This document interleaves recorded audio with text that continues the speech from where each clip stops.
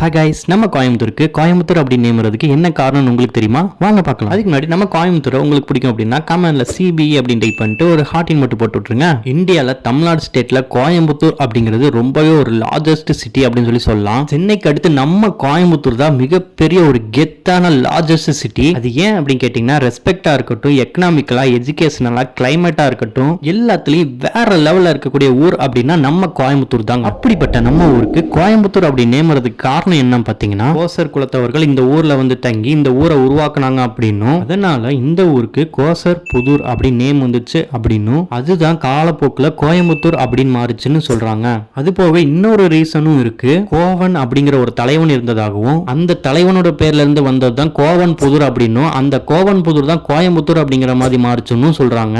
So Coimbatore அப்படிங்கிற பேர் இந்த மாதிரி ஏதோ ஒரு ரீசன்ல இருந்து வந்திருக்கலாம் அப்படின்னு சொல்றாங்க. சோ உங்களுக்கு இந்த வீடியோ பிடிச்சிருந்தா இந்த வீடியோ ஷேர் பண்ணிட்டு நம்ம பேஜை ஃபாலோ பண்ணிக்கோங்க.